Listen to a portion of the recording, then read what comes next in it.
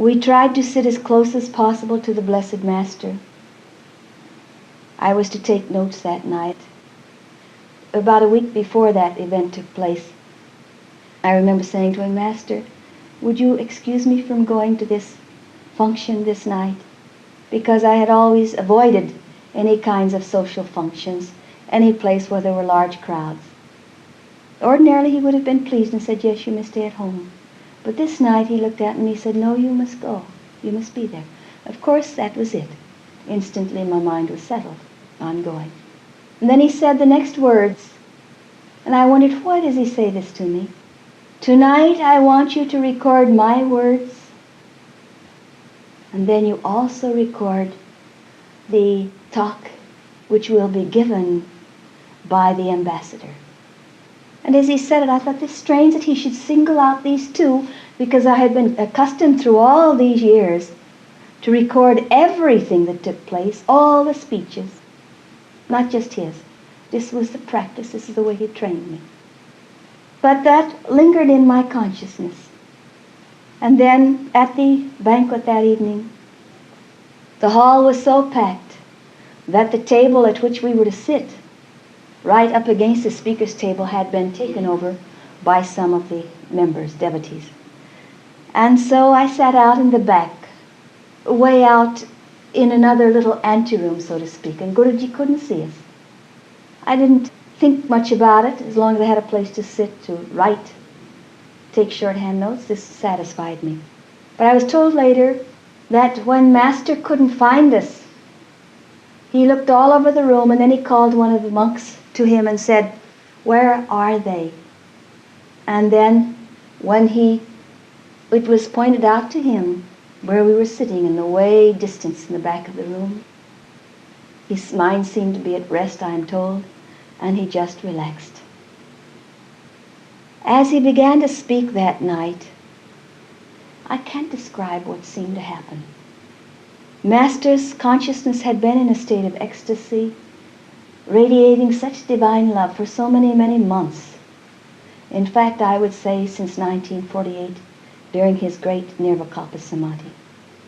And throughout those years, he radiated, it seemed to me, it was as if he was just a flame of divine love that was sending its warmth to every human being who came in contact with him.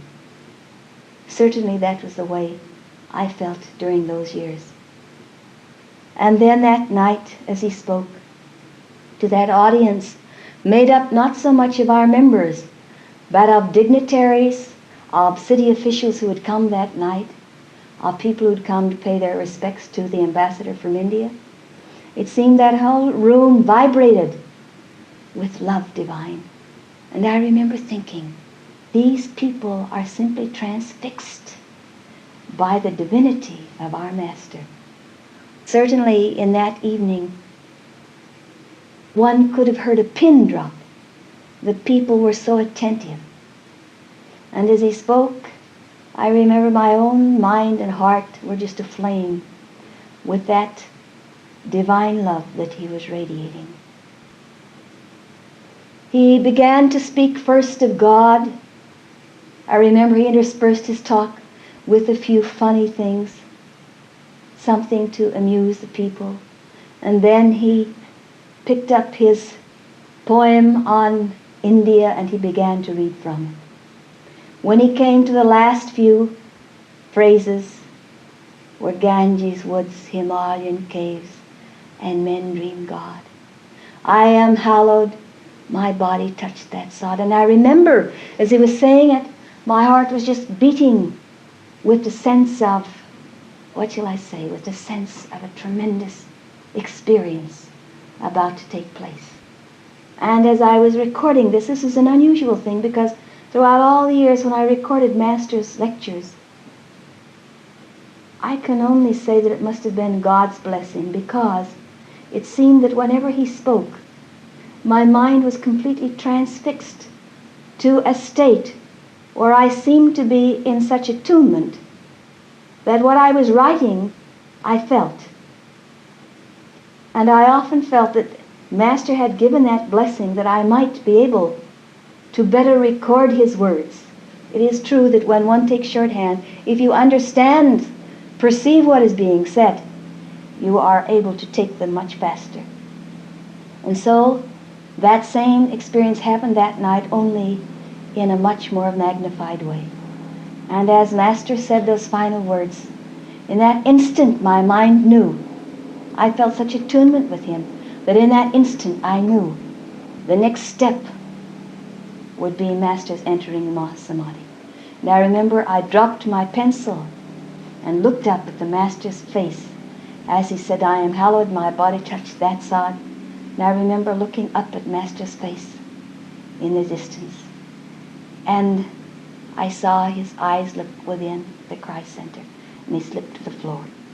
In an instant, with my shorthand notebook in my hand, I don't know to this day why I happened to pick it up again, but I did.